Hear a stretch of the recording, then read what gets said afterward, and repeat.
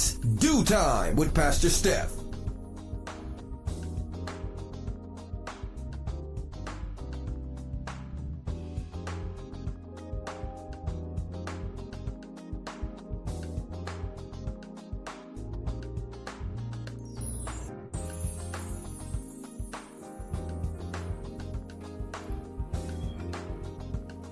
Good morning, good morning, good morning. Rise and shine. You're on with this Do Time with Pastor Steph.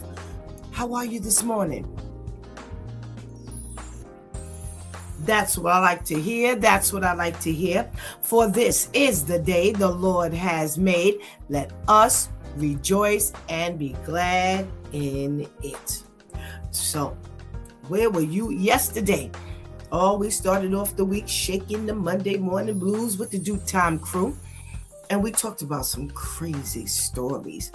We started off with the Department of Justice adding this wonderful civil rights division, expanding it, hiring over 100 people. But when they showed the snapshot of all of the newly hired individuals, remember, Civil Rights Division, 2 brown and black faces.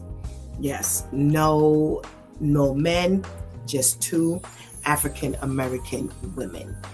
And someone is trying to figure out, well, how are you going to really fight for us, this civil rights thing, when you have not felt or understand the plight of the people that you are planning to serve? So I don't know, maybe you could come up with an answer, but the comments in the article we asked the same question, and we still have not been able to find an answer for that. We talked about the story of, hey, the dad the mom who had the child taken away from her. She was given to the father of the child's fiance, only to be tortured and murdered by that said fiance, her mom, and her sister. And mom wants to sue for over $200 million. Now, the question came up as to why didn't you have your own child? Well, the child had been taken away from her for drug use and mental illness issues. So we wanted to know, well, where would the money go? Because definitely a lawsuit is there, but where will the money go? Oh, well. We had the Catholic teacher out in Scotland who talked to her children about, how life is in the United States. And the children started pressing her about abortion rights and what did she think. And she gave, a very generic but flat, plain answer. As a Roman Catholic person, I do not believe in abortion. Well, they pressed her for some other things. Again, she gave a very flat, solid, stable answer, only to lose her job because she had actually answered the children. Didn't encourage them. They did not accuse her of encouraging them. But she lost her job anyway. And the big story of the morning was the 23-month-old child who went to a luxury daycare center only to end up with a traumatic brain injury. Yes, there was a video that was shown of a teacher swinging the child in between her legs, threw the child up in the air, and did not catch the child. Child not only hit his head on the floor, but the teacher fell on top of him, and they lied throughout the entire investigation. And you might as well put your child in a regular daycare center if you're going to come out with the same results. Well, our switch tip for the week: speak up. All of these individual stories ended up falling right into the switch tip. The switch tip fell right into the 4 stories. Speak up. What are you holding that you could be talking about? That even if there was some kind of a backlash, you would not be seen in the sin of omission. Yep, there's sins of commission, sins of omission. When you do not speak up, God is holding you accountable if He gave you the words to say. So with all that's going on, we want to make sure we are speaking up and we're doing the right thing by God, okay? Well, that's how we spent our Monday. Well, today is Let's Talk About It Tuesday, Church Folk Day. And I'm sure we got some stuff to talk about. So go ahead and get that healthy breakfast. Go ahead and tell somebody, anybody, everybody that It's Due Time with Pastor Steph is on. And whatever you do, don't go anywhere because we will be right back.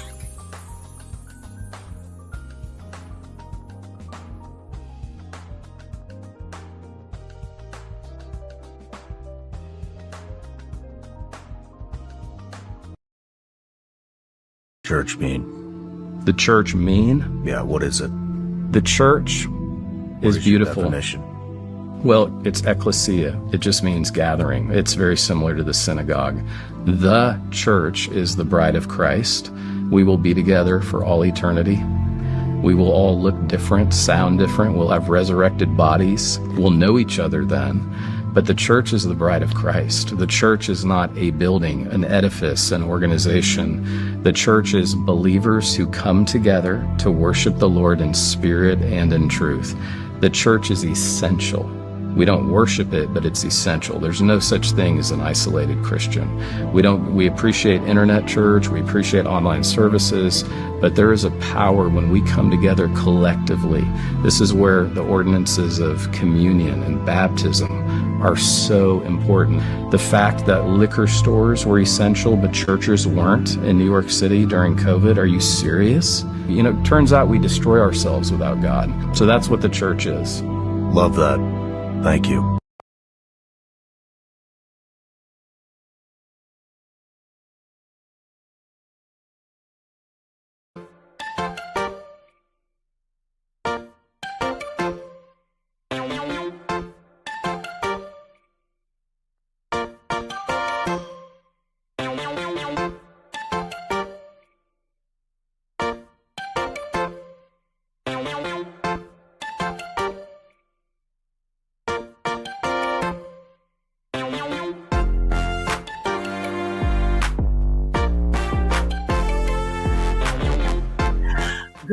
Good morning, and good morning again. Welcome back to It's Due Time with Pastor Steph. And quite interesting comments in that PSA. All right, I can get with some of that stuff. If you're in the room, family, make sure you give me a shout out so I can give you a hearty good morning and a hello. And we got to check in from our girl, Ketty. Hey, Ketty. Thank you so much for joining us. We have a check-in from, I'm going to say Niha. Okay. Hey, good morning. Thank you so much for joining us. We got a check-in from J3 Mole. Am I saying that right? From the Philippines, and they say it's night there. So thank you so much for joining us. We are very happy to have you on with us this morning. Katie says that was a great PSA. We got to check in from our Pastor Brenda. Hey, Pastor Brenda. Thank you so much for joining us. And we must say good morning to the ladies who hold it down for us each and every day. Let's say good morning to our girl Shantice. Hey, Shantice. Let's say good morning to Anika. Good morning, Anika. Miss Grace, if you're out there, good morning. Hope you're doing well and you have a wonderful day. So you know what we do every Tuesday morning. And I thought it was kind of interesting. We got our little trivia that takes place on Tuesday mornings. And this is a list that people have made where they say these habits are slowly destroying us. Now, you can give me a thumbs up or a thumbs down or a comment if you agree that these things are destroying us. Maybe, for these people, it is destruction. Whether they're experiencing it or whether they're seeing it, I don't know. But listen, I'm ready to vote. So let's see what they're talking about today. Online gambling is the next opioid crisis. I actually agree that this, for a person, habits are so easily formed. And for us to now be able to gamble on sports, I think that's a downhill fall. I really do. I don't think that's going to be a good thing for us as well. And people are, I'm sure, all into it. Of course, they make it appealing and, cheap. But guess what? A penny spent too much is an overload. So hopefully. All righty. Mass scale nutrient deficiency, not to be confused with a food shortage. If that's true, the food that we eat, we go through this twice a week, hey, is this benefiting us? This food that we're eating, is it benefiting us? But that has nothing to do with the fact that there would be a food shortage, because we could have a whole lot of food, but if it's not nutritious for us, that ain't gonna matter. All righty. The slow and steady creep of unwarranted surveillance. Now, I don't know if I want to say unwarranted.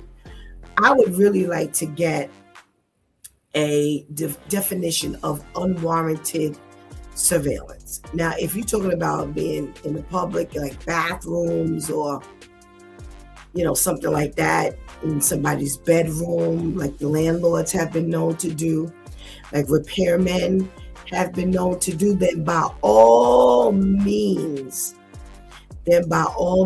absolutely. But just these days and times, I think we need surveillance, because you don't know what we're going to have to replay or try to get, some footage of. So I don't think it's unwarranted at all.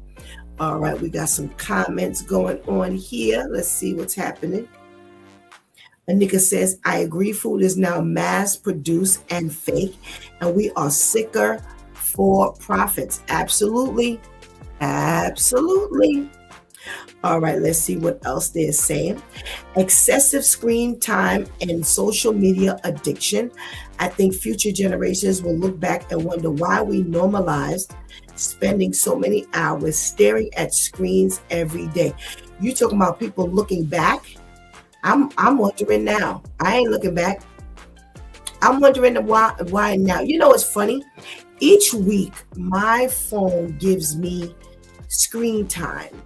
The screen time that's spent 2 hours for the week, and it comes in on Sundays. And on my phone, I don't average more than 2.5 hours a week.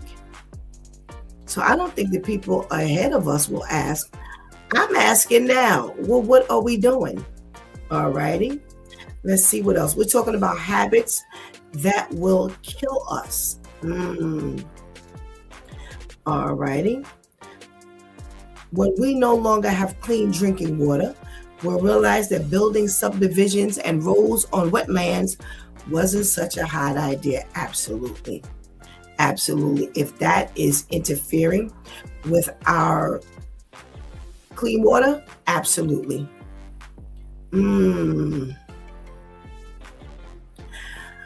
People are going to be like, wow, vaccines don't cause autism, and you actually need them. I do believe that certain vaccines are needed. And I also believe that certain vaccines aren't needed.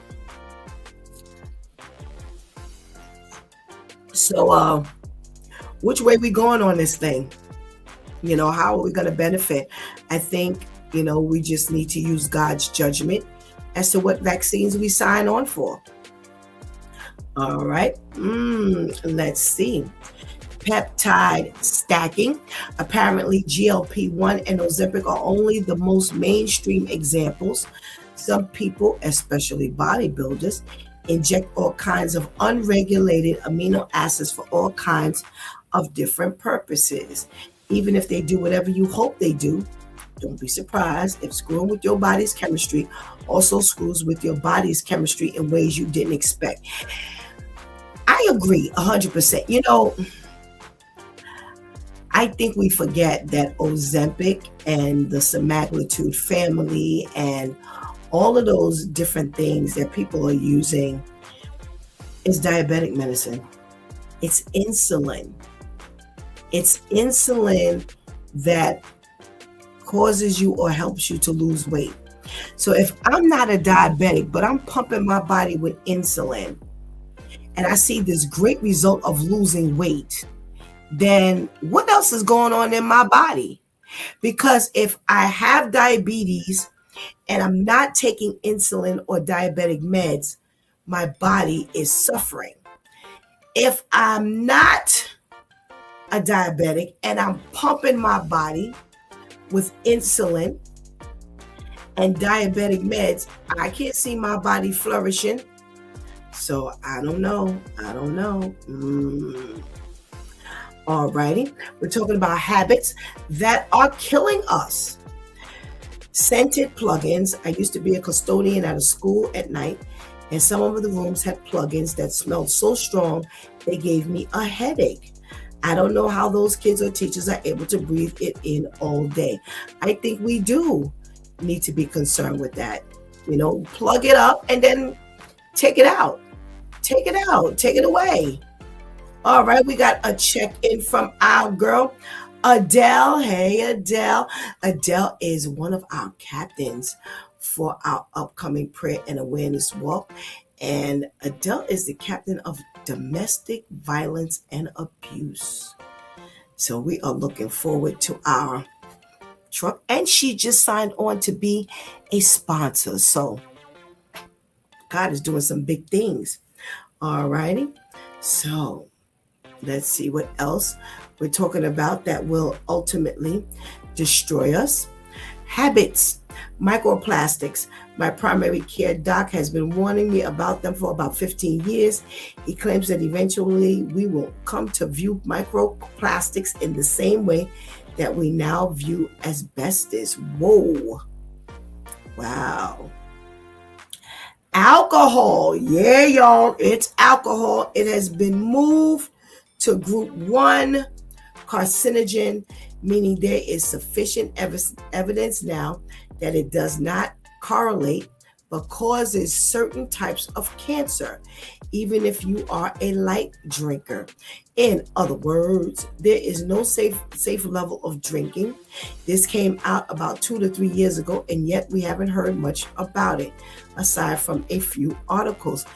I keep telling people, you can't put everything in your body, because your friends or your parents or people drink. You don't know the damage you're doing to your body. Why?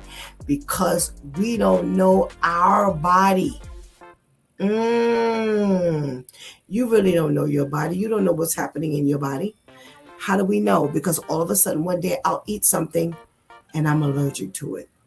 I'm an adult. I've been eating it all my life, and all of a sudden now I'm allergic to broccoli. I've been eating broccoli all my life, and somebody is now allergic to broccoli. Someone's now allergic to eggs at an older adult, allergic to tree nuts.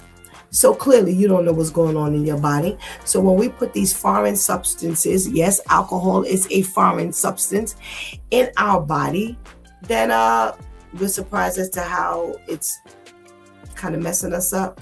Stop. Food is messing us up. You don't think alcohol will? Alrighty. We have Adele who says, yes, Lord, I'm up this morning. I've been sleeping in late. Amen. Microplastics we can't get rid of. And Anika says, finally, the truth about alcohol. Yeah, it's coming out. All these habits that are slowly killing us. Alrighty. Turns out those harmless common colds aren't harmless. Not only has COVID entered the rotation, but I doubt the flu or even the rhinovirus is as safe long term as society seems to think. For real though, is everyone going to need to end up with a nasty case of post viral chronic illness for society to take this seriously? Again, we don't know what's happening with our bodies. So years ago, we had a common cold. We, suffered for a couple of minutes. It went away. It's not happening like that anymore for multiple reasons. We can't shake a harmless cold, and it's not doing long-term, damage. So come on, let's get ourselves together.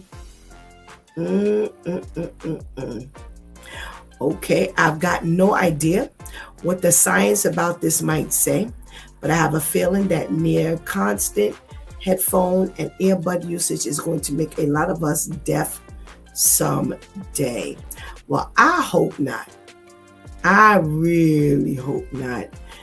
I know I have a girlfriend who now wears a hearing aid because when she used to listen to her headsets, she said they used to be blasting and she didn't think anything was wrong. And now, thus the hearing aid. So, I pray that I know all of these waves and stuff they've been warning us. But what you're going to do, you got to talk on the phone. They don't even want us putting our phones in our back pockets. They say that that's how people were coming up with all kinds of back cancer and problems and things like that. So yeah, it's kind of serious.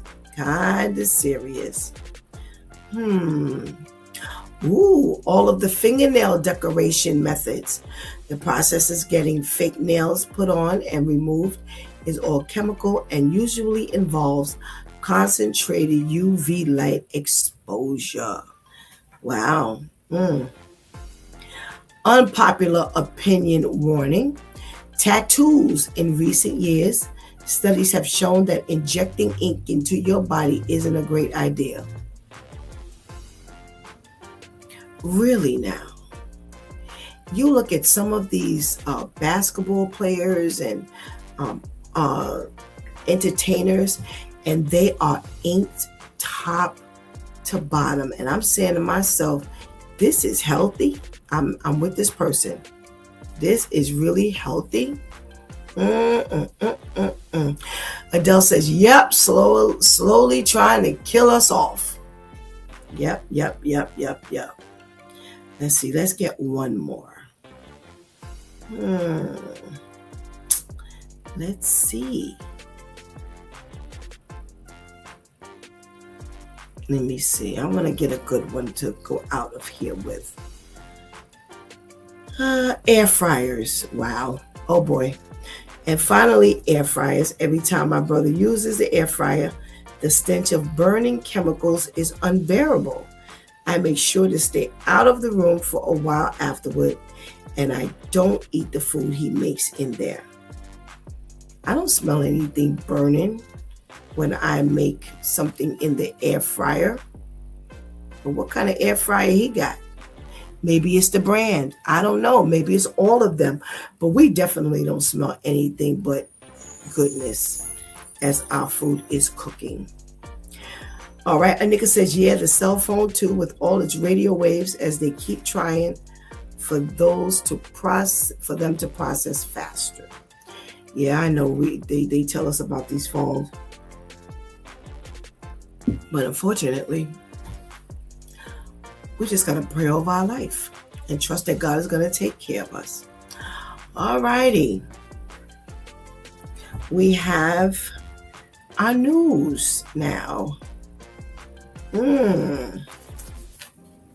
All right. So we've got a warning. They say there are some grocery store employees that say we need to reach and look out for these 3 red flags. And if we see these things, it's time to shop somewhere else. All right. All right. Poor hand hygiene. Shantice is always fighting with them about gloves. Now, in this case, we're talking about grocery stores, but hey, they say people handling your food who are wearing gloves, then touching their phones, face, hair, not changing gloves before touching food again, or if they don't wash their hands between changing gloves, that's not a good sign.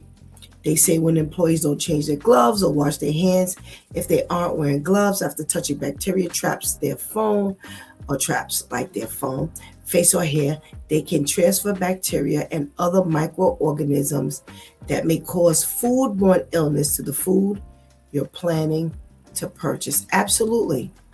You know, when they're making the sandwiches in the store, I'm always like, what else are you touching back there? You know, and if they do, I'm not comfortable and I don't know what I'm going to do. We got a check-in from our boy Serge. Hey, Serge. Hey, Serge. All right. One of the other two, I'm sorry, another area where the grocery store people, workers tell us if we see this, run for the next store. They say when we see meat and other animal-based products stored inappropriately. So they say meat, eggs, and dairy must be stored on the bottom shelf of the cooler to mitigate contamination, drippage. Technically, meat comes first, the lowest level, then eggs, then milk, and other dairy. So if we don't see this, we might have some food that's contaminated. So I'm trying to think of, okay, so where we primarily buy our meat is only meat in that area. It's not other stuff. Well, the meat is in its own, area. And normally when I go to a supermarket, the meat is in the meat freezer. Ain't nothing else in no meat freezer. No eggs, no dairy. So if you see the milk, the eggs, and the dairy in the same freezer and they got to stack it in a certain, no, that's time for you to stop going into that store. Now, I'll shop like that. I don't know about you all, but I don't. They say visible dirt. If you see visible dirt in your grocery store, get to running because it's clearly obvious that they're not cleaning. They say you need crumb-free surfaces, and that's definitely a sign that they are not cleaning up properly. And again, go to the next store. Don't go up in there and continue to shop when you've seen these things. All righty. So we've got, I think I want to pass that one up. All right. This is a matter of opinion. We had a couple of these yesterday where I wanted to know your feedback. So there's a dad who gets a son, who has a son in school, and his son gets into a fight, and they call dad. Dad, you have to come in because your son has been fighting, and we have a no tolerance policy for fighting. So he's 5 years old, the little boy. All right. So he figures he'll go to the school. He'll get his 5-year-old to apologize. No problem. Well, when he gets to the school, he hears a very different story. So the teachers and the principal begin to tell a story. So he says, okay, wait a minute. I heard yours. Now let me hear my son. So he asks his son, what happened? Because now they've told dad at the end of their explanation of what happened, they now tell dad we have a no nonsense policy for fighting. If you are caught fighting, you are automatically suspended. So dad asks his son, okay, son, what happened? And his son tells him This kid was picking on me at recess. I asked him to stop, and he didn't.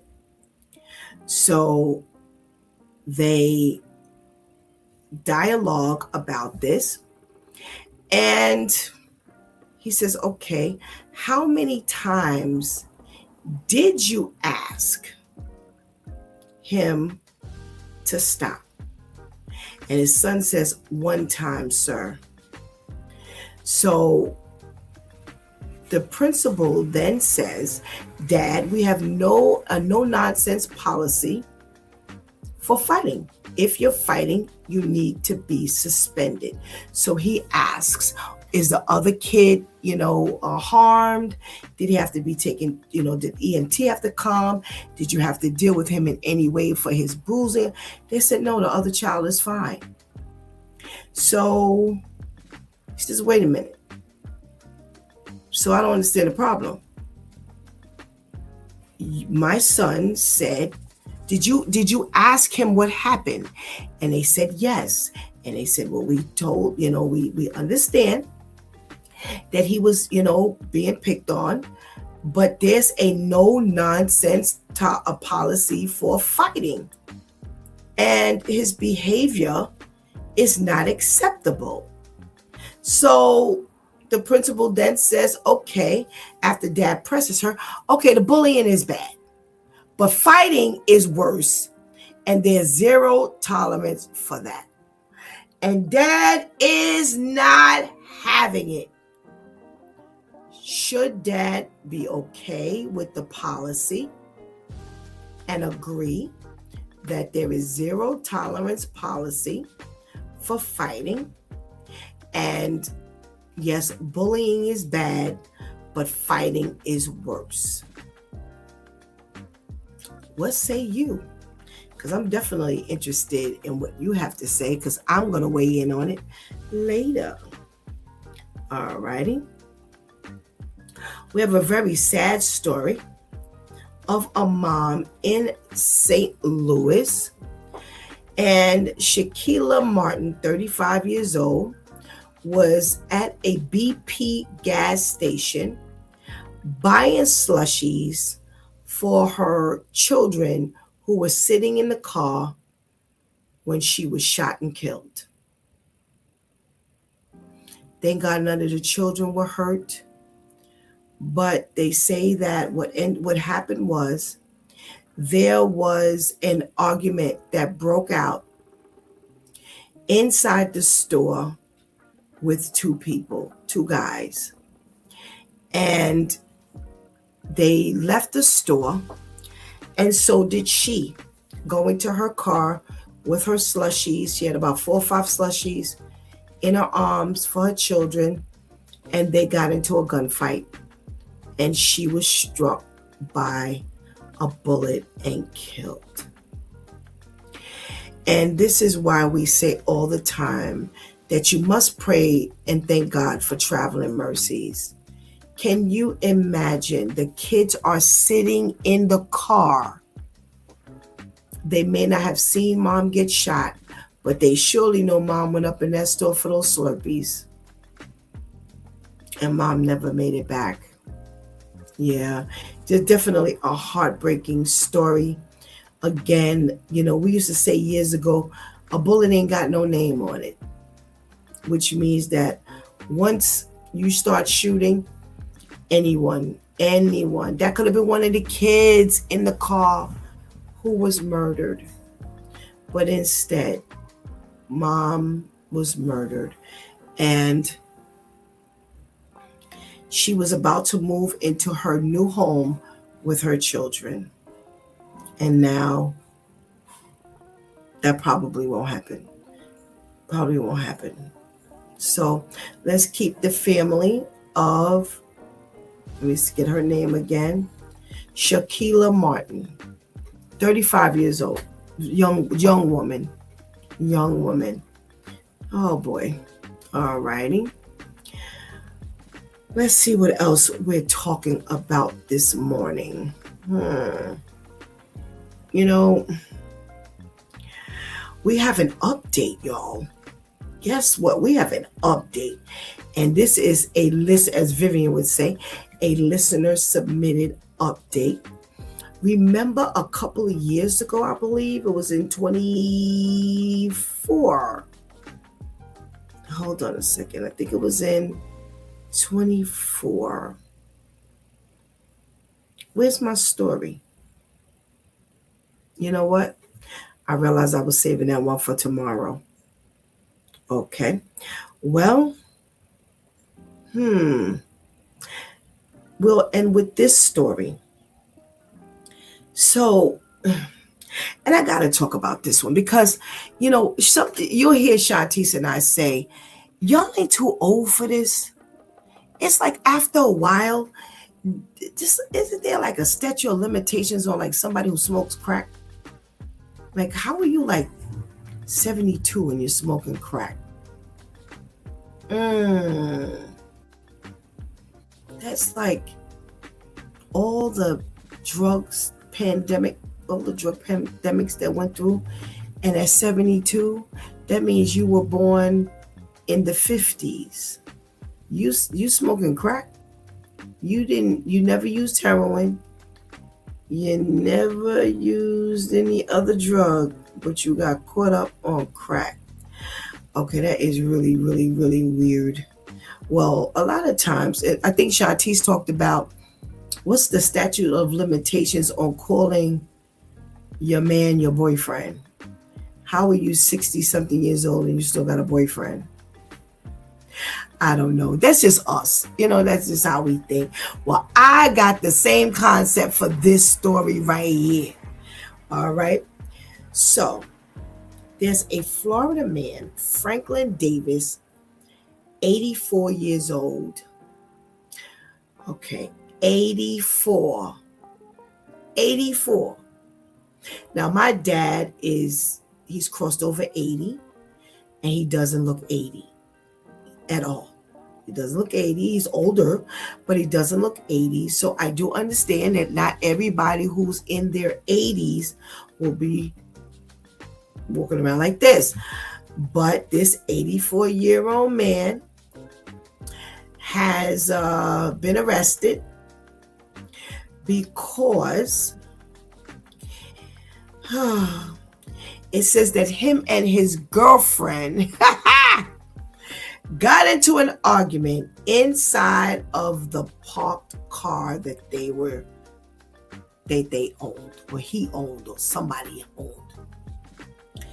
They say that they have surveillance video of him getting out of the car and throwing gasoline from a water bottle on the dashboard and front seats before igniting the flames.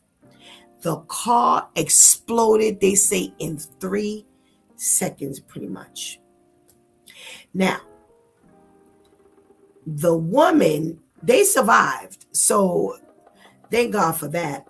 But she tells the story that she had separated from him months earlier. Are y'all ready? Ending a 42-year relationship. Boy, is there more to this story right here. She suffered 3rd-degree burns on her left leg, and he was burned on his face and hands. So she told the cops that he intended to burn her up inside the vehicle. Well, you don't think so? He poured. Okay, so somebody help me with this. Why do you have gasoline in a water bottle? That right there, in my opinion, says intent.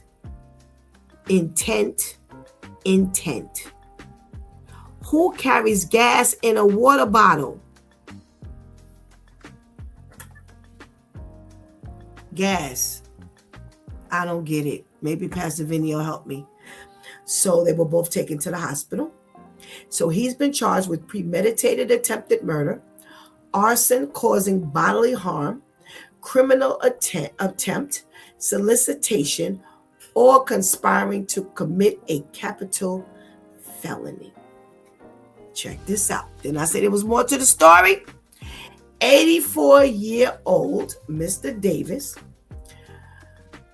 according to court records, has previously been charged with possession of cocaine in 1986, in 1994, and 1995. He was also charged in another domestic violence incident in 2000 involving a firearm. Are you ready? I'm telling you, this story is loaded. They say that he was seen walking away from the scene with a walker. He appeared in court in a wheelchair. You know what? He then at court, when they were giving him, when he was going through the hearing, he asked how long would he be held without bond?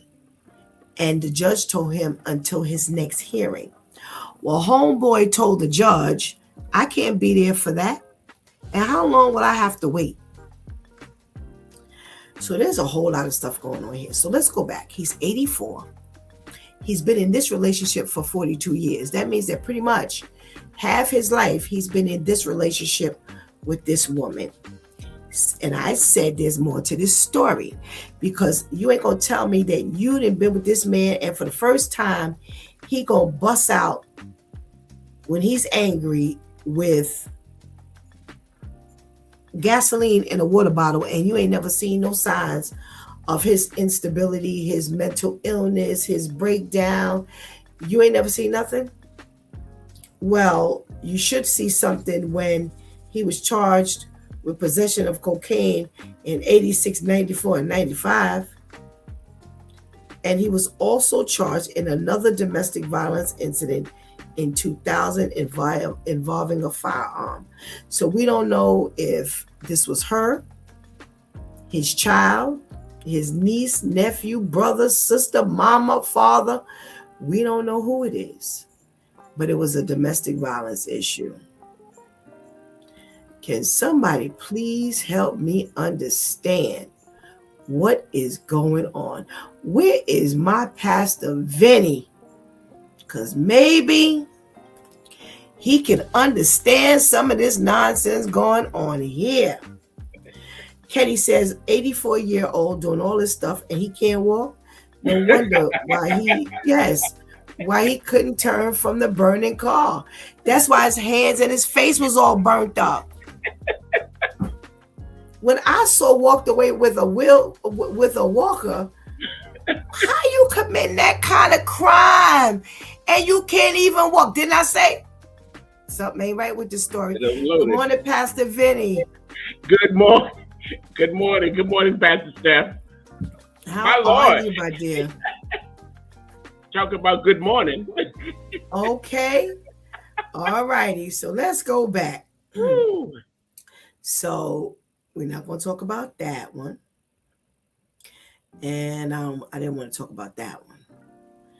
Yes, so Pastor Vinny, I come loaded with stories, and sometimes I'm just not feeling these stories, but I am feeling talking about this dad with this 5-year-old who got a call from the school and the principal who said, please come in, Mr. Jones.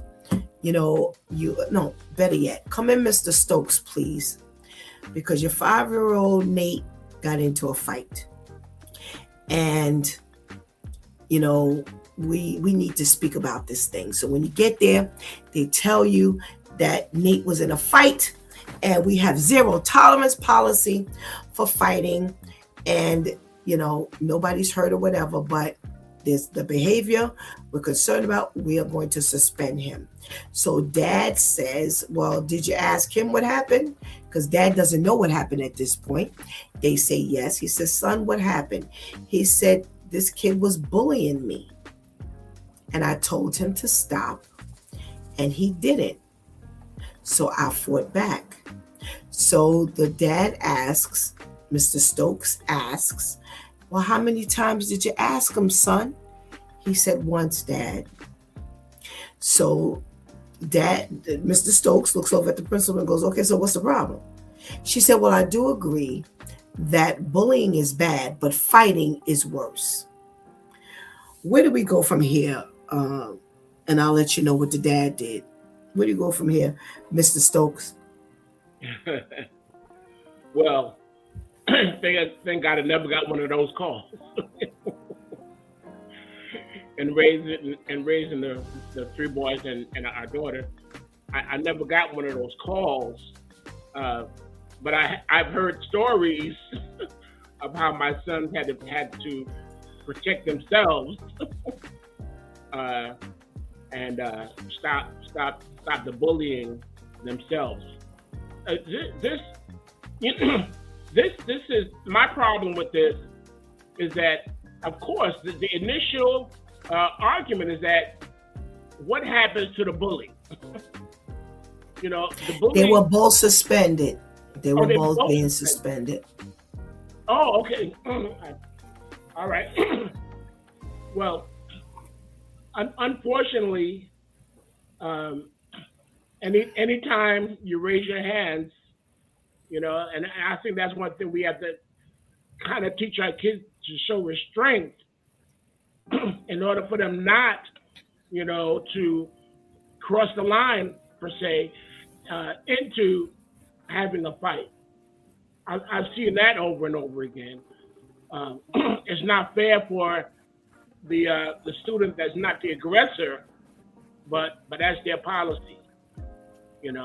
I don't understand how they would rather have you get beat up and not really, it doesn't serve any justice. We're looking for justice, and a lot of times we don't get justice. We just get this failed policy. Okay. Sir says that's not fair at all. They should both be suspended, which is true. They were both suspended. Why wouldn't they punish the bully? They are both suspended, by the way. So, Shanti, so you ready? I would love for you to be a part of this conversation because bullying, she's experienced some bullying herself, which she never told me about when she was going through it. But our prayer and awareness walk, bullying is actually one of the awarenesses. And we will be walking against bullying. And that's also cyberbullying. Shantice, let's say good morning. Good morning. Good morning. How are you? I'm fine, thank you. Good. All righty. I'm well, thank you. So you heard the story. Yes. The dad was not happy, but what? I'll tell you what dad did. But what would you do? How do you feel about this? Unfortunately, bullying of yesterday is not bullying of today. These kids are taunted beyond, I really do not like the wording. Well, bullying is bad, but fighting is worse. What? Mm-hmm. Do you understand that bullying is a form of fighting? So what you're telling the one who fought is you can do whatever you want. So if the roles were reversed, you would have segue to taunt someone verbally, to antagonize someone, but just don't hit them. You can't do that. No. So when the father asked the son, how many times did you warn him? And he said once. The only thing I could snag my child on, and it's something that we've gotten on my niece on about a lot, is did you tell the teacher? If you didn't tell the teacher, now I'm beating you behind. Because I want to be able to come up here and go off on the teacher. But I can't if he or she doesn't know what's been going on. So you got one time, Mr. Sir or Miss Ma'am, for my child to let you know that someone is bothering them. you don't make the necessary seat arrangements or put the child out or whatever needs to be done, and my child is able to say again, I don't care if it was the same day or another day, that this same child bullied them again, do not call me unless my child is hurt. Let me know when I come pick my child up. That's the only thing I would snag my child on.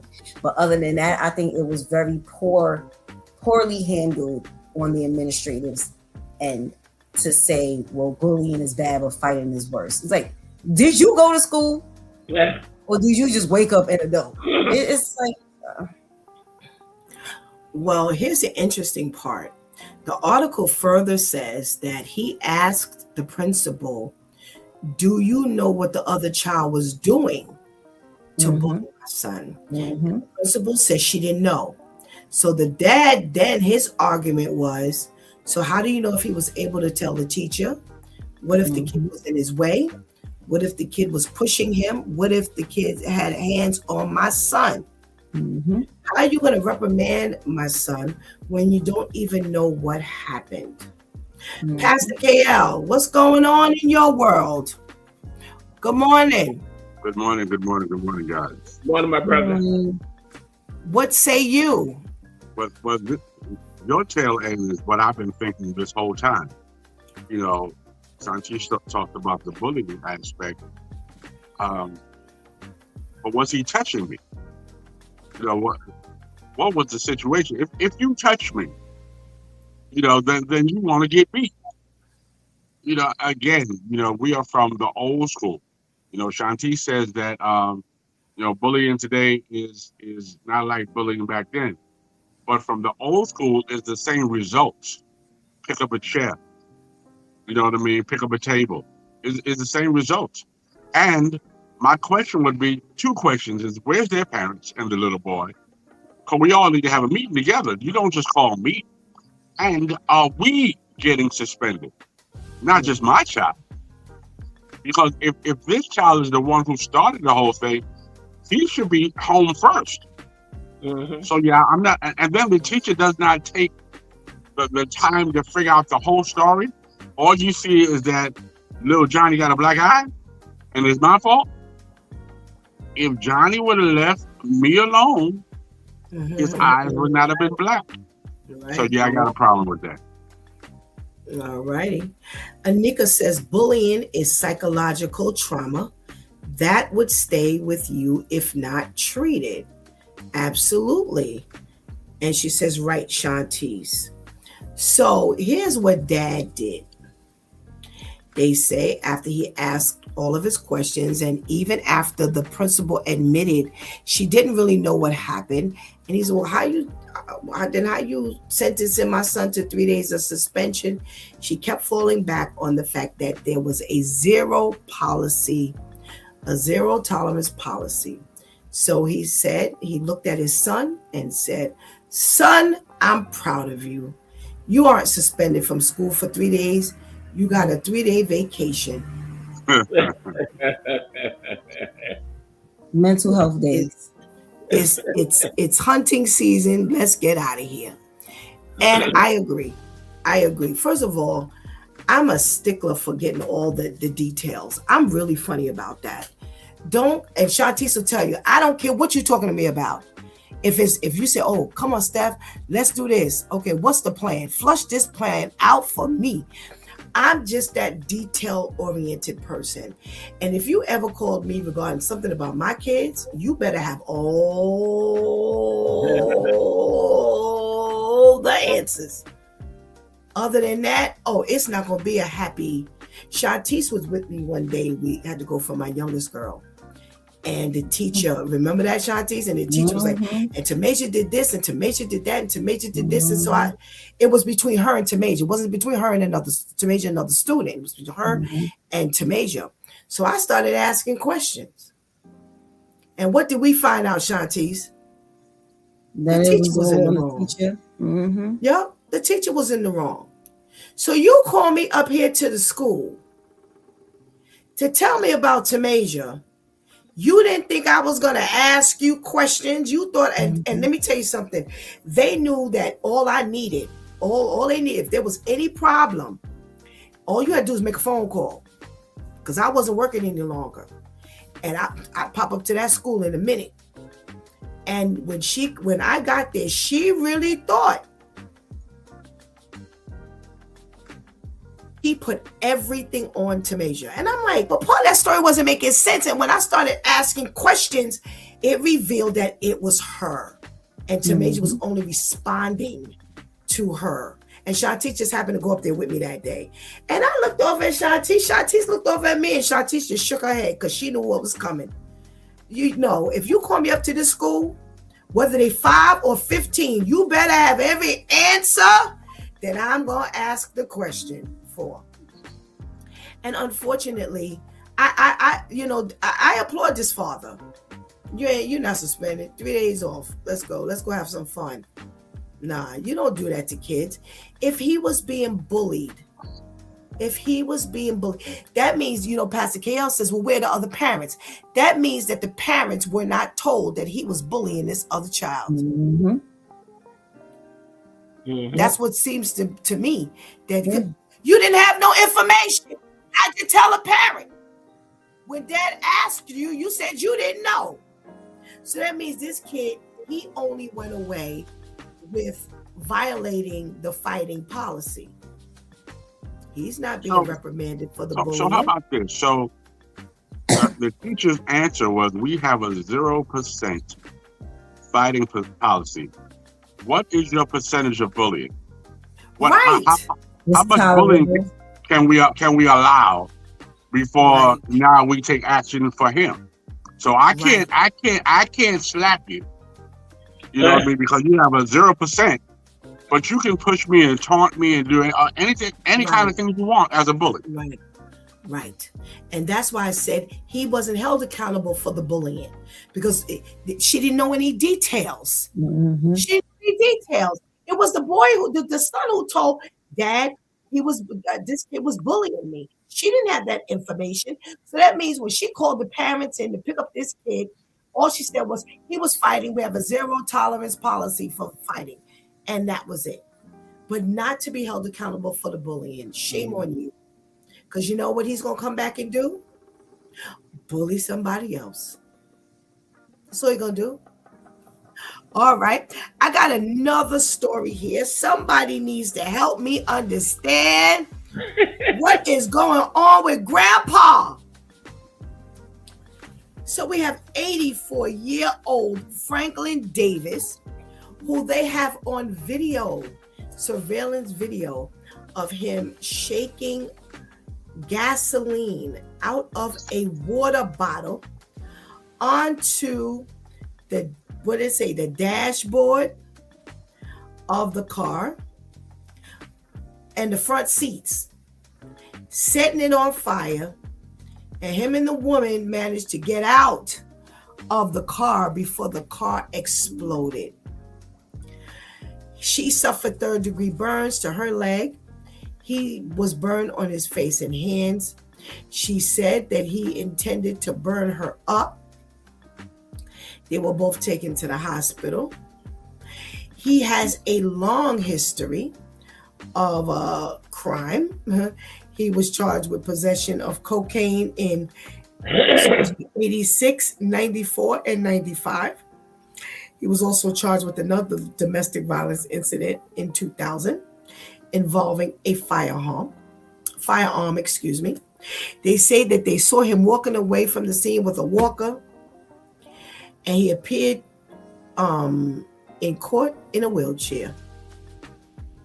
Now, this was his girlfriend, Shantice. Ha ha ha.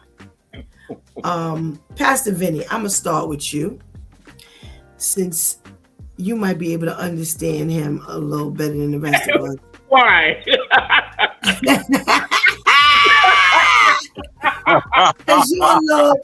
Because you're a little closer to his age, Pastor Vinny.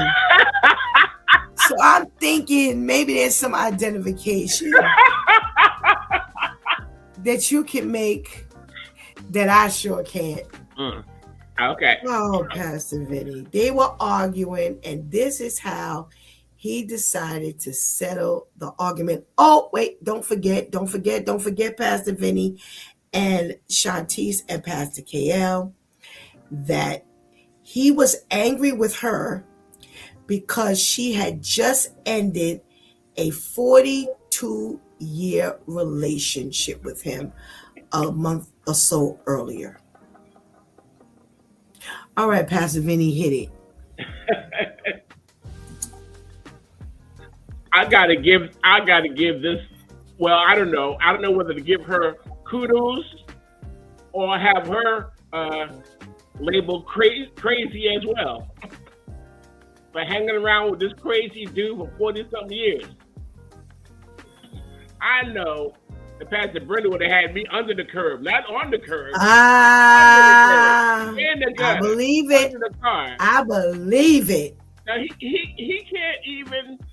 can't even, you know, sprinkle gasoline.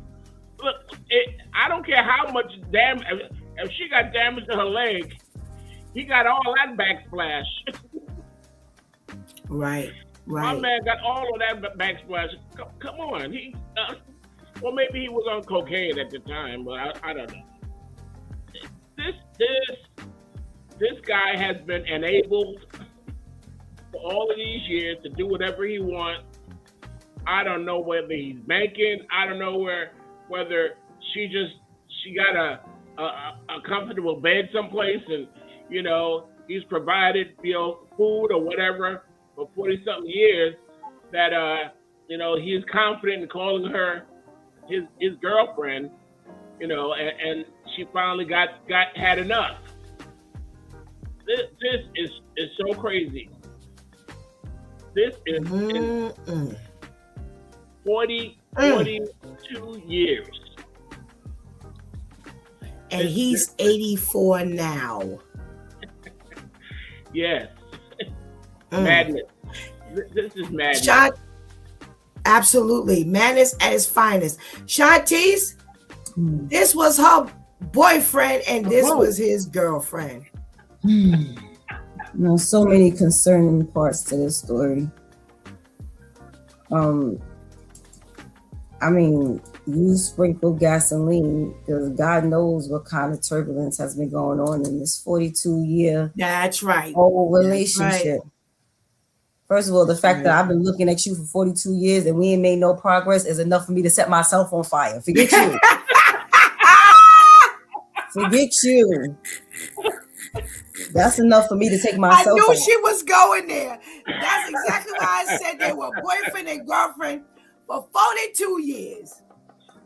My life choices have been in the pits. I got with you when I was 40. I am now 84. And we still wearing these same clothes at the same gas station? No. And, you know, it's a sad day when your plan doesn't involve you getting away. You know you can't move that fast. Oh my goodness gracious. How did you not come up with a plan when you're already on the other side of the gas station? When you set this car on fire.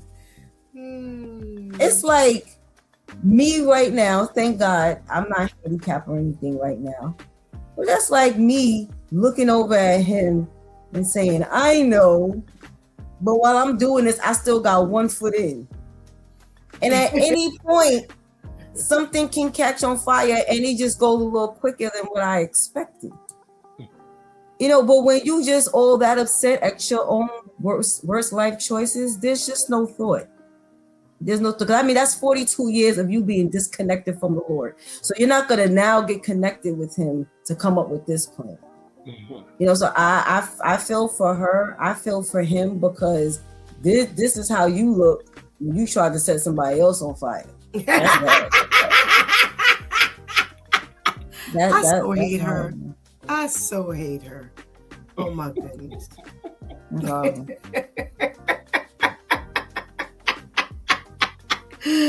Pastor KO, can you say anything else after that? No, not really. Not really. I mean, she said everything I thought of saying. You know, I mean, you didn't have a good exit review. You didn't even think about, you know, to be on a walker. I don't know, but if I'm gonna blow somebody up or start a fire, I need to be able to run. You know, just in case. You know what I'm saying? It doesn't work out too well. Right. You know what I mean? But I'm on a walker, so I'm on suicide watch. Because and then you mad at her who's able-bodied to get away. You know what I mean? So she's able-bodied to get away, and you barely leaning on Jesus. You know, I just don't understand, you know, I know Jesus will fix it, but listen, sometimes, you know, he may not come when you want him, though. You know what I mean? So, oh my gosh! You probably didn't take the walker out first. Right. Put it to the side of the car. Right, put the gasoline, set the car on fire, and thought I'll grab the walker after I set the car on. And then Shantice, think about it. Think about what you just said. So he done lit up this whole car, lit it, and now he fumbling against it. You ever try to get a walker out of a car? That's okay. It's cumbersome and it's clumsy. Now he trying to get this walker out the car. You know the what I wheel mean? gets stuck, and it was probably a two-door, and you didn't pull the seat up. So you got to pull it out the front. Yes. You know, man. It got caught on the seatbelt. All that is. No, all of this with his face on fire. Right. All of this with his face. He was probably sitting behind the steering wheel. Yes. That's right. When he was dousing. That's right. Hey, Pastor Vinny. You know about them two doors. You should have told us something. They're big and they're heavy. Yep. Those were some heavy doors. And they're heavy. Those were some heavy doors. They are cracking up laughing. And Katie says, first of all, looking like that, just blow me up. Yeah, this was a very, very bad plan.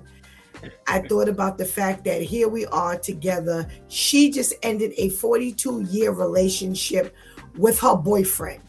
And I'm saying to myself, well, thank God you didn't marry him. But after a certain amount of time, we would have either had to separate or I was going to stay with you. But it would have never lasted no 42 years. No. That is, I mean, absolutely amazing. And you think about 84, 94, and 95. He had possession of cocaine charges. He had back in 2000. He had another domestic violence issue. Nah, that's what they do. You haven't given me any incentive to stay. You're not going to tell me, like I said earlier, that this is the only incident between them. So you've been taking a whole lot. And nah, I'll pass. I shall pass. Leave it up to you all to give me some extra stuff to talk about. All righty. Let me see what's going on here. So, oh, Lord have mercy. Talk about people losing their mind. So you've got the Chicago Deacon who is now in big trouble. So you're supposed to ask, how much trouble is he in, Pastor Steph? Well, 45-year-old Eddie Jenkins has been charged in the January 2026 killing of his estranged wife, Kiara Jenkins. Oh, brother. So you have this situation where they were separated. She had just left him. just left him a minute ago, and they had been having a troubled relationship off and on. And they said that he drove up to, normally the children stay with him, but he drove up to the home. He gathered the children. He took them to another place, back to his home. He told her, he went back and said, the kids are staying with me. Took the kids back to his apartment, came back and murdered her. They say he shot her about 7 times. Mm. They said that they had been living separately for about a year at the time of her killing, but there had been some back and forth going on. And the 3 youngest children lived at home. So like they say, he picked them up, told her he was going to be staying. They were going to be staying with him. Around 4 a.m. the next day, he pulled up his car to the house. The neighbors said they heard people yelling, heard the woman yelling in some level of distress, and said that they heard her say that she accused him of cheating. And then they heard multiple gunshots and her crying out in pain. So they say that adding insult to injury, he took it even a step further. He sent images of her dead body to her friends.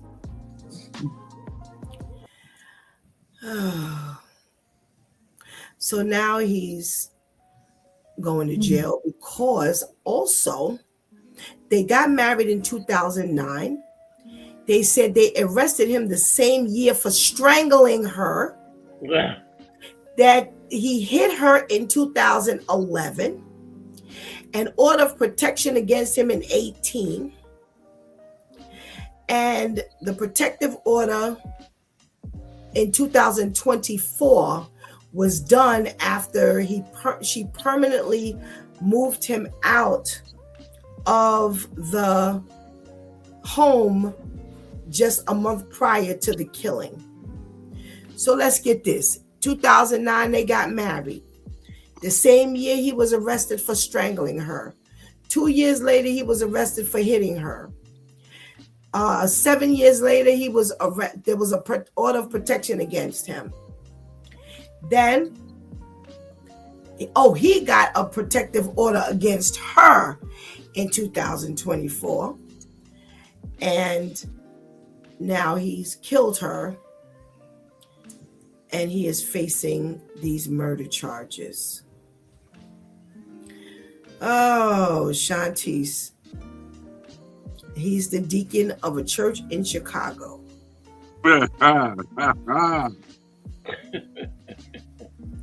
you supposed to be part of the authority, clergy, and you doing all of this? And again, I know domestic violence, I know victims can hide it well. Sometimes I find it real hard to believe that as nosy as church people are, y'all ain't see no signs. Y'all ain't see nothing. Y'all ain't hear no trepidation in her voice.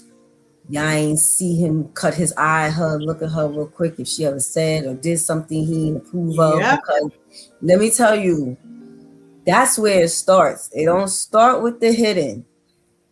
It start with that, I ain't like when you said that. I ain't like when you laughed at that man's joke. I ain't like when you cut me off. I ain't like when you said this. I ain't like when you walked away too quick. It always starts off with something like that. How is it that no one knew anything? Okay. And then again, for the victims, and it's something that is always said a lot of times too, is unfortunately you can't take these incidents lightly. Y'all just got married, he choked you out. I paid a lot for this wedding, but now how much money is getting used for this funeral because you didn't walk away, unfortunately. And sometimes things happen a lot quicker than in other instances. But how effective were you as a deacon and you doing all of this? Because from my understanding of a deacon, they have to be really, they play an intricate role within the ministry. Absolutely. You know, they're almost like the pastor's right hand. So how is it that you're effective the way you need to be effective? And it's kind of rhetorical because obviously you can't serve as a pastor's right hand and then be beating on your wife.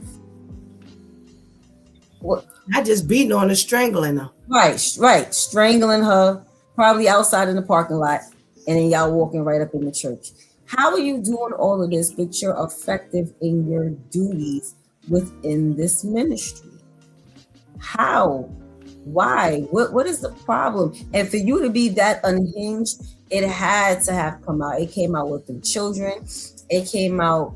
It leaked out. And again, this just goes to show how, you know, people. Because isn't the deacon one of the positions in the church where before they become installed, they have to be monitored?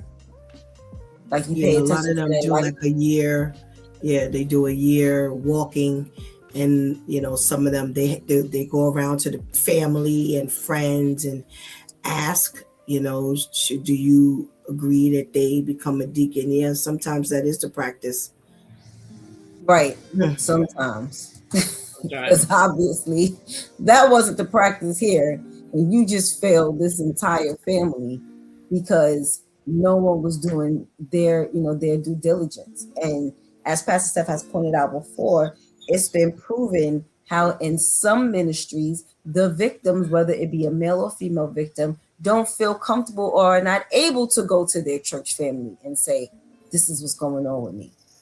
They'd be better going to an outsider and saying, hey, this is what's going on with me, whether they go to another parishioner or whether they go to a clergy member.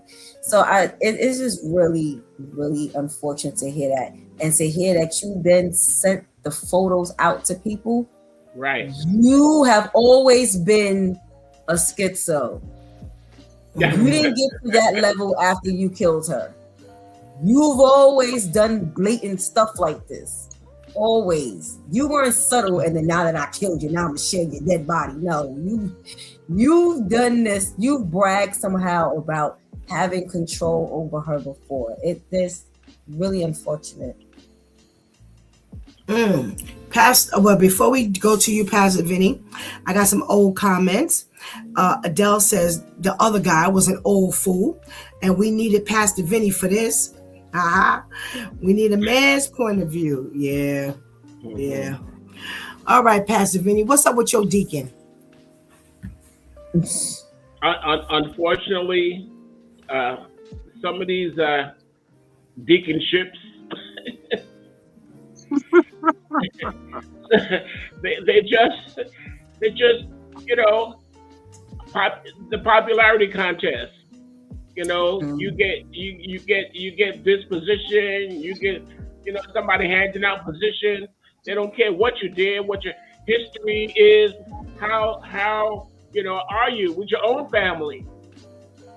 Because just based on that, you know, and these are things that are public, you know, the choking out, the hitting her, you know, these things are public.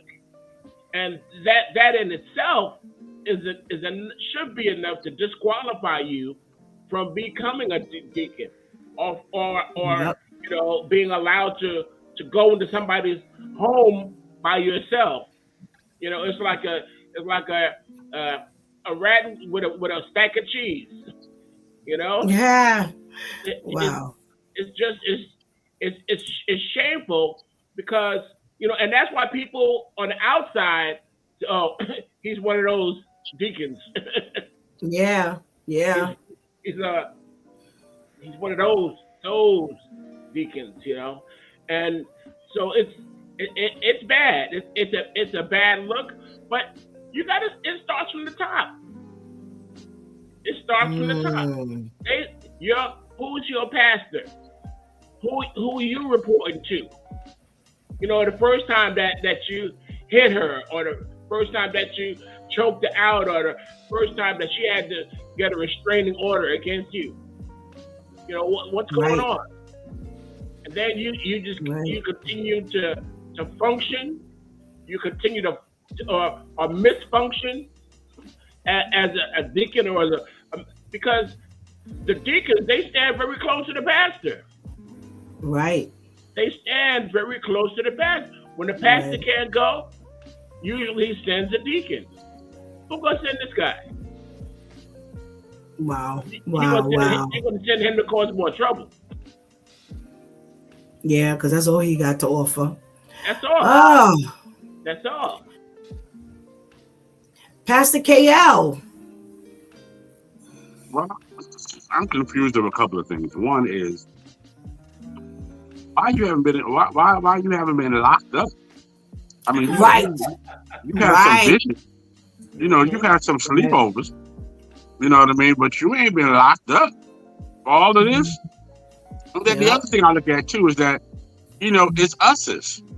You know, Of course. the police don't really care too much about us's. Now, if Junebug was married to Becky, he'd be locked up and thrown away the key. You know what I mean?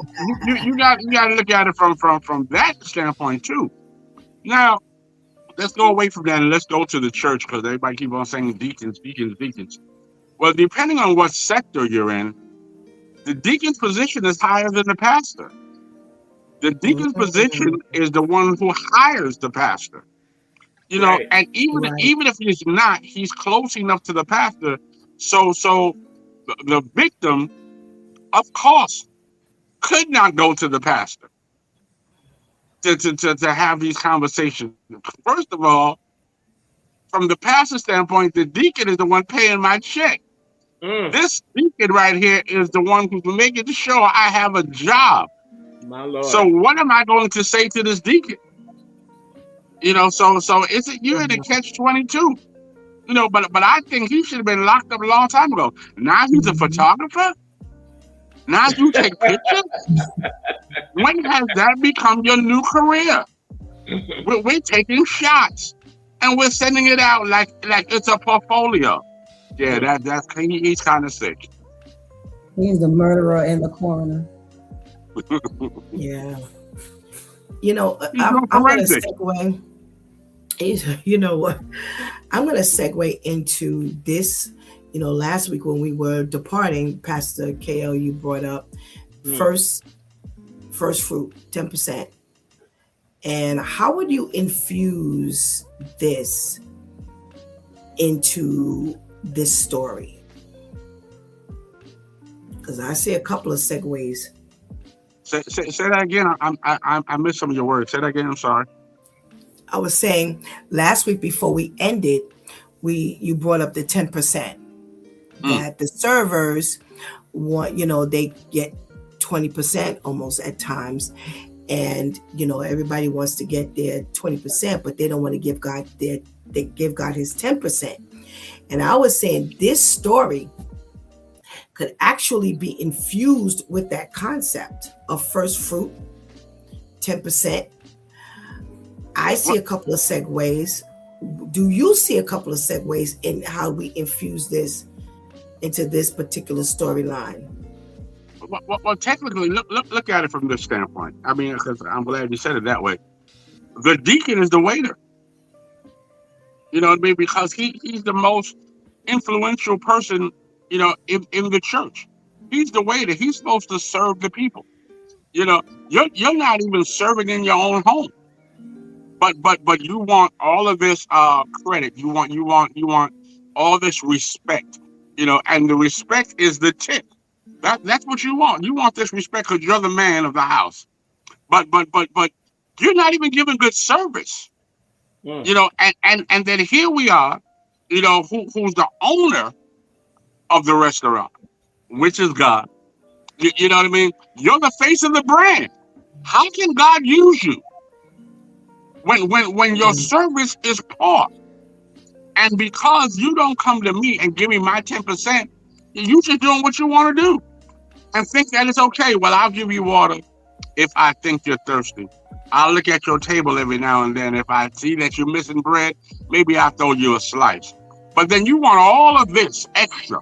You want this 10%, you want 15%, 20%, and you have the nerve to write it on the check. You know, for you who are not good in arithmetic, because that's what they're actually saying. For the little dum-dums who don't know what 20% is, that'll be $25. Mm-hmm. And I'm supposed to do that from the service that I just received. I can't do that. Wow. Good tie. Mm-hmm. Pastor Vinny, do you see how you can infuse that concept of, you know, you don't want to give God your 10%, but, you know, you as a server expect at least 20% for your services. And yet we have this story over here where we can gel in the two concepts. It's hard. It's hard to look at it in any other way. This is corruption, short and simple. You are not who you say you are. You are masquerading as a deacon. You are masquerading as a servant of God. And the same way, you masquerading as a waitress or as a server. I ain't seen you since I sat down here. Wow. I'm here waiting at this table. I remember we had a discussion when I first came on with the fellas. And I said, yeah, I used to, you know, sit at the table, wait 10 minutes, 15. They said, what? They schooled me right away. They said, listen, if the server don't come to you in 3 minutes, you're supposed to get up. Here we are, you know, expect, as Pastor Kale said, we want all the goodies, but we don't want to work for it. Mm-hmm. We want everything that's coming to this position, but we don't want to have anything to do with the responsibility of owning that position. It's again, like I said, it's just a popularity contest. You understand that all the people looking at you, they're looking at you because you have a position, not because you are doing anything positive with it. You don't have a good relationship, again, with the church. You don't have a good relationship with your family. You are just a figurehead, just a guy in a suit. They used to call the first lady, you know, you sold out your soul for a big hat. Big hat and a parking space. Wow. It's all fake. Smoking mirrors. Until the wife has had enough, or the husband has had enough, and all of a sudden they go bonkers and kill the whole house. Everybody in the house dead. Everybody gets gasoline poured on them. You know, all kinds of wonderful things like that. And you're supposed to be holding up a sign of righteousness. You're supposed to be holding up something that's pure, something that's holy, something that's of good report. Mm-hmm. But no, it's just a bunch of smoke and mirrors. Wow. All right, Shantice, before you, I'm looking at 1 Timothy 3, verses 8. Wow, 8 through 13. All right. I'm going to read it. In the same way, deacons must be well respected and have integrity. They must not be heavy drinkers or dishonest with money. They must be committed to the mystery of the faith now revealed and must live with a clear conscience. Before they are appointed as deacons, let them be closely examined. There's your question, Shantice. If they pass the test, then let them serve as deacons. In the same way, their wives must be respected and must not slander others. They must exercise self-control and be faithful in everything they do. A deacon must be faithful to his wife and he must manage his children and household well. Those who do well as deacons will be rewarded with respect from others and will have increased confidence in their faith in Christ Jesus. So if you remember, the article said that they heard her, the neighbors heard the wife say that he had been cheating. So as we read this description of what a deacon should be, how do we tie in this 10% that we won't give God, but we want 20% for the services that we render? Well, for one, it amazes me when I think about that, when I think about the percentage that God is asking for, the bare minimum. You know, we've said it a few times, people have said it a few times, you know, God didn't say, give me 90% and he only leaves us with 10. He said, just give me 10%. And it also shows how we're already that stingy. We're already that selfish. We're already that tight with what we have. That he said, you know what, just give me 10 and I'm going to show you how I can multiply. Because of your faithfulness and your genuineness, I'll multiply that 10% because you willingly gave it to me. Now, when we make the analogy with the servant, it's something that both Pastor Kale and Pastor Vinny said, and something that me and AJ used to say all the time. You can't just show up to the table and think you getting $50. Did you brush your teeth today? Like, see, you have to understand that you are selling yourself. You're presenting yourself. You're representing yourself. As a deacon, you're representing God, Jesus, this ministry, and everyone else who is attached to this ministry. So the same way the neighbors heard his wife yelling about him cheating, you don't think that turned somebody off from going to church, even if it ain't your church? But now I'm hearing the deacon's wife yell in distress. Not, she didn't yell, don't choke me. She yelled, you cheated on me. Now, in my mind, that's what deacons do. Deacons cheat. So now you expect me to come and sit in front of you to listen to what? It's the same way if I walk into this restaurant and I'm here, I'll never forget, I went to train. I got hired to work at a restaurant. I went there to go train. I ain't never go back. Because the whole time I was there being trained, all of the employees were complaining. And I'm like, well, why do I want to work here? If all y'all, including my trainer, is complaining, how is it that I think I'm going to be so successful? What's going to make this difference for Shanti? I'm not understanding. So, ta-ta, they never saw me again. Okay? We have to remember that we want people to buy, even if it's not monetary. You want people to buy into who and what you're representing. And then you get mad when people don't buy into it. Well, guess what? I keep saying it, and I said this to someone again yesterday. Long go the days of the representatives being able to last. God is allowing the believers and the non-believers to see everything. Why? Because when God said, I gave you your choice to make, and that's what you chose, you can't say, I didn't know, because he allowed you to see everything. So whether you say you love God or you hate God, whether you say you're for church or against church, whether you acknowledge Jesus as just a regular prophet or the Son of God, you are going to have a clear understanding of who and what you're choosing.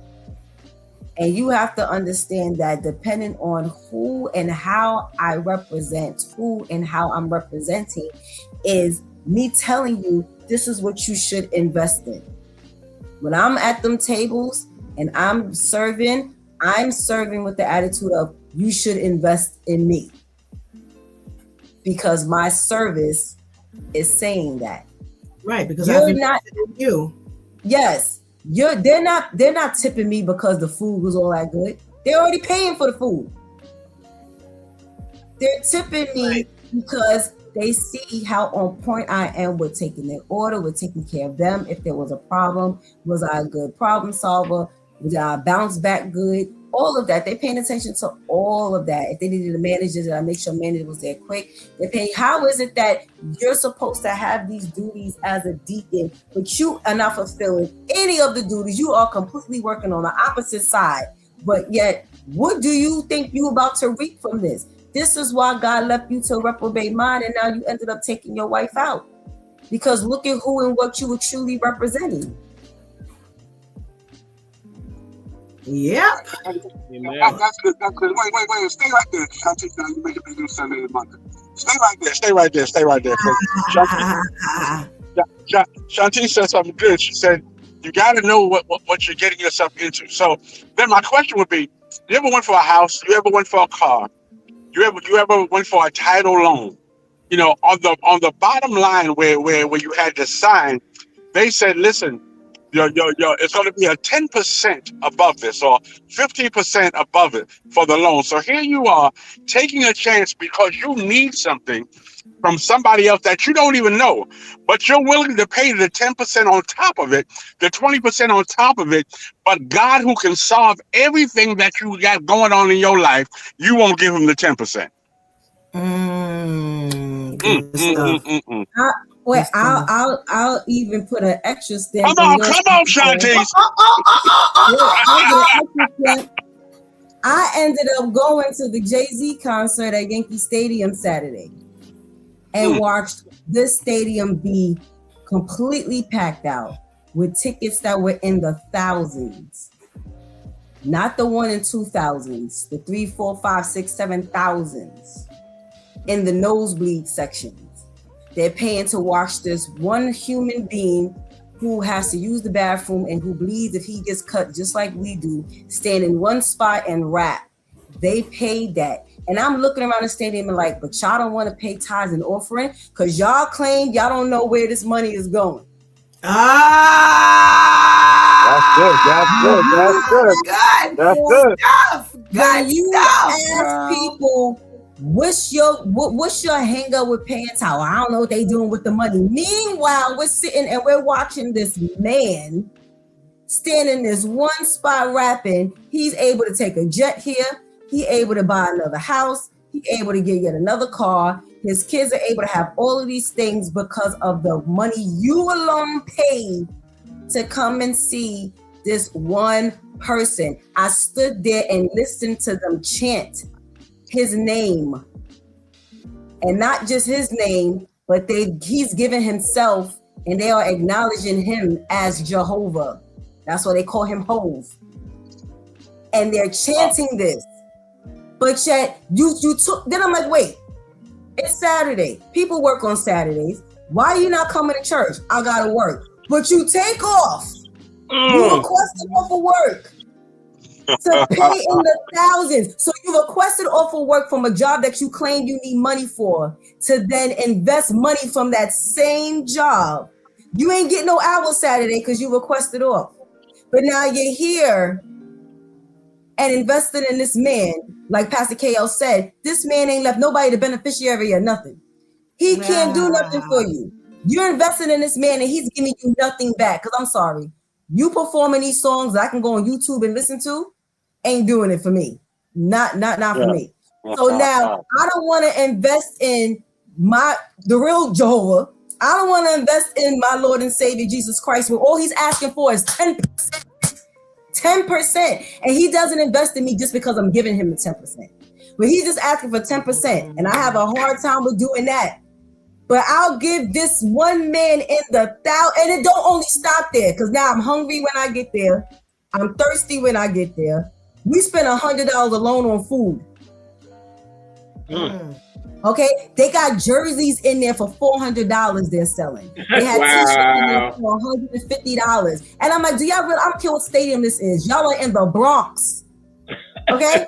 It don't matter what, this could be a mansion. You're in the Bronx. What are y'all doing? But I can't tell you how many souvenir bags I saw, which meant y'all were buying those $150 t-shirts. Y'all were buying those $200 jerseys, all to praise this man who is giving you nothing. So you gave him everything, and now you're leaving here broke. Now you possibly got to go pick up extra shifts. Or if you work in a restaurant, one of the reasons why I love working is because I may not have to pick up an extra shift, but I can hustle and pick up extra tables. But now I got to do all this extra stuff to compensate for what I gave this man who's giving me nothing back in return. But I can't go and sit with Jesus in my house. If Jesus says, sit with me and read this verse, I ain't got no time because I'm too tired. I'm invited to church. I ain't got no time because I got to go to work. But yet, I don't like the people there. The people at the stadium. You got a bunch of, what are they, Bronxites? You got a bunch of Bronxites mixed with every other borough, but mainly Bronxites here. You like them? Because according to Sunday's show, it started 4 hours late because these Bronxites who didn't have tickets was bum rushing the stadium. Where y'all was in there falling asleep waiting for this man to start. But you can't go and sit up in church for an hour. Nah. You just did a Sunday and a Monday with Pastor KL. Sorry. Pastor KL just looked at Steph there. It was like, yo, wait, because this is we show God how slow we really are. We really do. You just did. I'm not going to finish hearing about this from Pastor KL. I just want you to know this. I don't know if I'm happy. You better know. You better know it's coming. It's coming. It's coming. I don't care. I don't know if I'm happy or sad because this here, I'm gonna hear about. I'm gonna hear about this for the next 2.5 months. He gonna keep saying, "Shut up from now, Pastor KL. Shut up from now. Shut up from now." Before you go, let me read these statements. Adele says, "This just made my morning. Jesus, thank you, Lord. This just made my morning. Jesus, thank you, Lord." Shantice, get that off the screen. He made such a statement doing that, okay? And Serge says, "I like that one. Yeah, that's a good one there, Shantice." Katie says, "Yes, Shantice." Adele says, "He thinks he is so sick that is trifling. He took out a protection order on her to make it seem like she was abusive before he killed her." Shaking my head. Yep.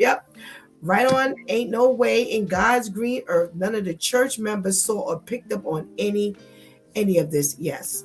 There's no way in the world. No way in the world. No way in the world. Church people too nosy. Right. Not to pick up. Church people too nosy. They always in your business. They see how you walked in. They see how you walked out. If you were limping, if you were skipping, if you were smiling, or right. I agree. My due time crew, fantastic job. Thank you so much for your contribution into today's conversation. And we pray you have a blessed day. Amen. Thank you. So love you. Great job, Nisi. Great job, Nisi. Yeah, I did. Love you too, Pastor Vinny. And yeah, I co-sign on Shantice doing a fantastic job today. She took my place doing that. What do we call it, Shantice, on Thursdays? Rapid fire with Pastor KL. So we're giving God thanks. So they didn't left me speechless.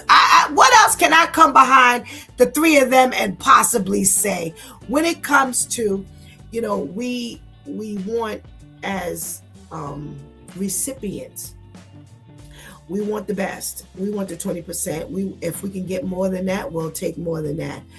And yet we won't give God the 10%. I was on a 5:00 prayer this morning, and that was one of the things I said. I said, here we are, we're always asking God for something, and yet he gets our filthy leftovers, less than 10%, but we're always at the feet of God asking for something.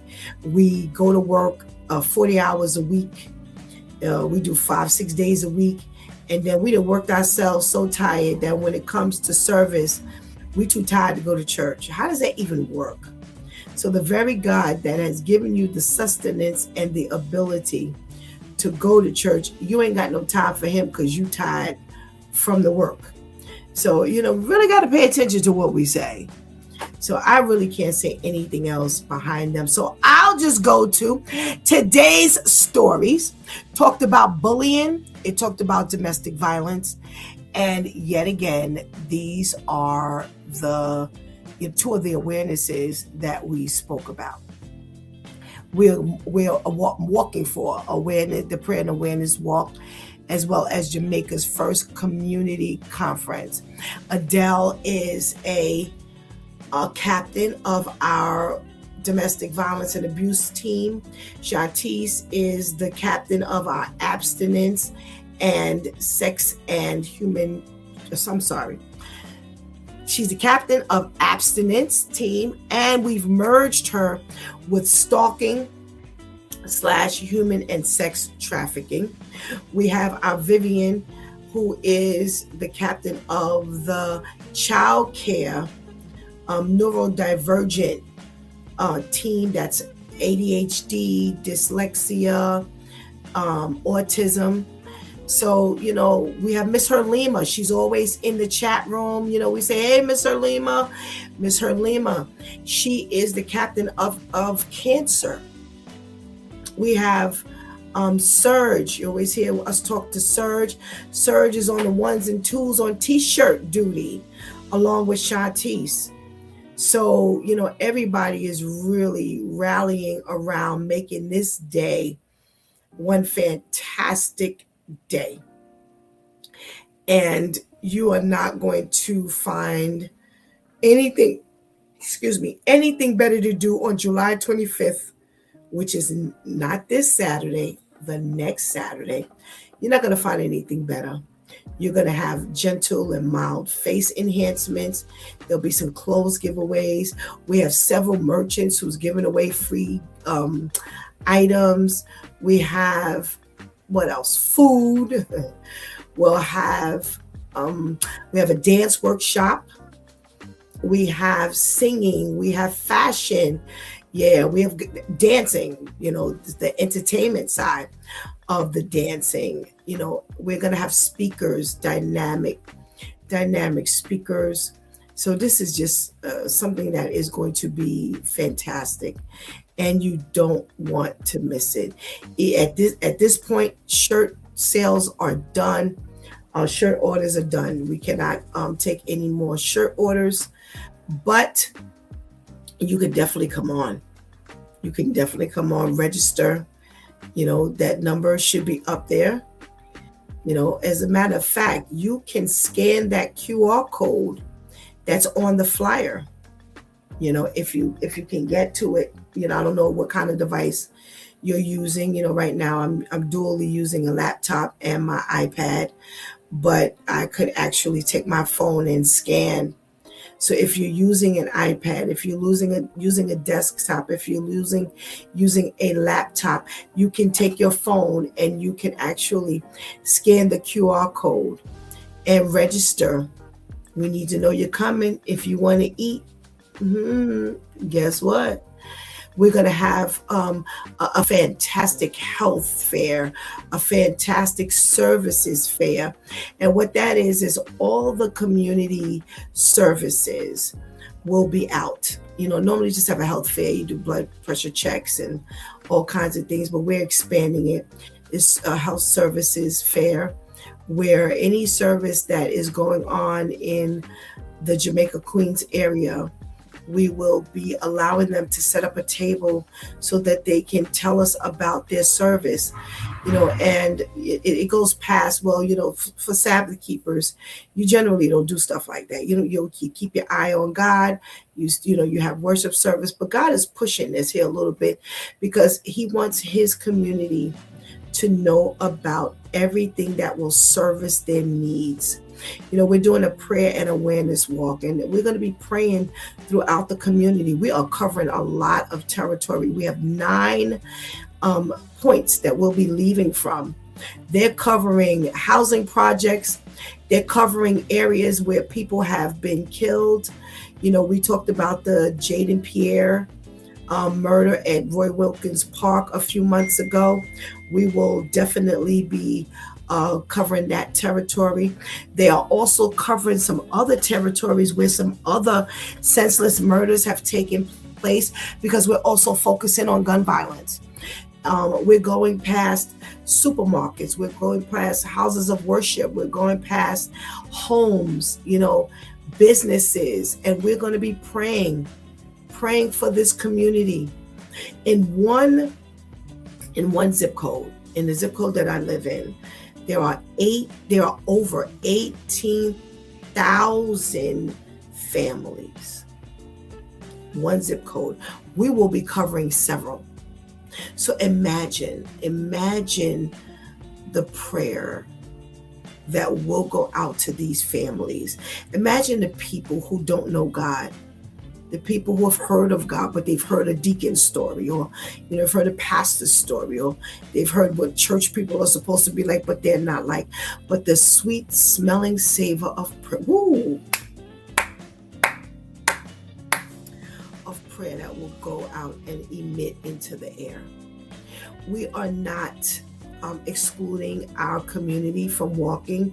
As a matter of fact, that's the highlight, that the community will be walking. We just don't have church people. We have people within the community that will be walking, and they need to be with people of God to help send the message that prayer changes things. They need to be a part of this, because this is their community. How are you leaving them out of the very community they live in? And prayer needs to be from their lips as well. So even if they're there and they don't say a word, but they are the direct recipients, they're in that group. So we are definitely, again, we're covering some great awarenesses: gun violence, stalking, sobriety, abstinence, cancer, domestic violence and abuse. We're covering social media health. We're covering autoimmune diseases. We're covering sickle cell and blood disorders. We're covering cardiovascular health. We're covering so many things. And, I'm watching the shirts and I'm like, wow, they look absolutely gorgeous. Oh my goodness. For you to invest $12 is nothing. It's almost like getting that shirt for free. Honestly, I have seen a shirt with the word think on it. What do you call that information? That type, like a DTF or whatever, vinyl, $40 with the word think, period. And this here, you're getting, this is just one of the shirts. This is our abstinence shirt. Shantice will show them the back so they can see how the back looks. So the shirts are front and back. So we have the captain shirts that look a little different than the regular, the regular shirts. And, so that's a captain shirt. So these are definitely worth, and you're getting, again, you're getting food, you're getting your shirt as of yesterday, and you're getting all of this, items, all of these items that I talked about. And for $12, that's nothing. So, hey, come on out there with us. We're anticipating a beautiful day, praying to God that He gives us a beautiful day. It won't be too hot, but it'll be just right so that we can definitely give God the glory, and we can show. Oh, whoa, did that just pop up on the screen? That is our child care neurodivergent shirt. Oh, Shantice is showing off this morning. I think she's trying to show you the back now. But yeah, that's our puzzle piece ribbon. You know, the child care autism is, you know, it has the puzzle pieces, and they oh my goodness gracious, this is fantastic. This is fantastic. Show that picture again, Shantice. Let me see. Show that again. What happened? Something must have happened to the show because I don't see it anymore. Oh, I see it. Yeah, there you go. Our theme, let the healing begin. All right, so this is I see. Oh, whoa. This is our cancer shirt. Fantastic. This is our cancer shirt. So, you know, you're getting a big bang for your buck. All right. So listen, I bet you next year, God spares, because the awareness walk, the prayer and awareness walk will continue. It may not be a part of our conference, but it will definitely continue. God has indicated this is our first year, and this will be the beginning. So I bet you next year you won't wait around for a shirt. So I've seen some of the other shirts, the elder care. Oh my goodness, that's a fantastic shirt to look at. I mean, I'm looking at, boy, when they show me the shirts, I'm so excited for what God is going to do that day. Everybody will be walking in, you know, in support of all of these different. Oh, okay, she's giving you an up close and personal view. Oh, she really showing off today. Okay, so thank you, Shantice, for just showing us what some of these shirts look like. And we can't wait. We can't wait to have you with us. So please make sure you dial that number 513-900-1141. Shantice, make sure that number is up on the screen. 513-900-1141. You can't go wrong with registering for the Breaking the Yoke Community Conference, Jamaica's first community conference. It's church without walls. In other words, you know, it's reminiscent of maybe, what do they call it? Those things in the revivals. You know, not as wild, but you know, because they can get pretty wild. But a very nice presentation of who God is and what God wants. So if you can scan that QR code, or again, just call that number 513-900-1141. You cannot go wrong. Okay. So hopefully the registrations will keep coming in. You just missed your shirt. So maybe what you can do is just get a shirt, you know, for those of you who want to walk for mental health. It's green, regular green. Social media health is lime green.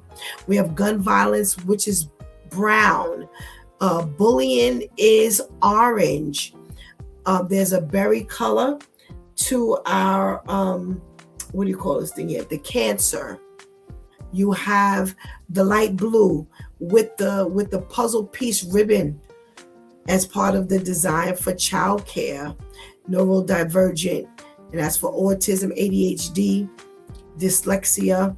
You have cardiovascular health is straight red. You have domestic violence, which is purple.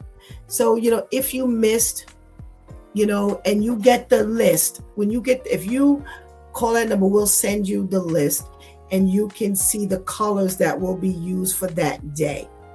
So, you know, we have our shirts. We order our shirts from a special vendor.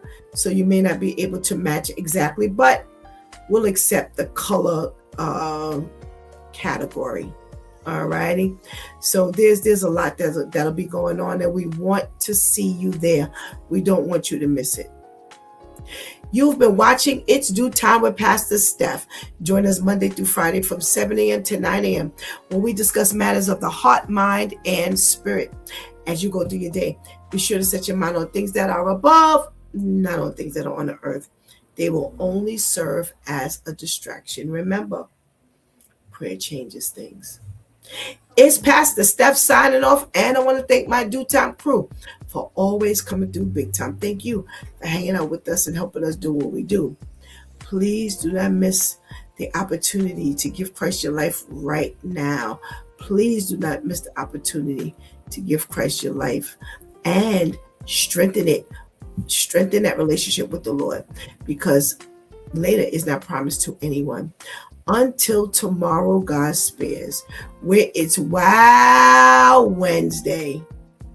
Until then, I love you.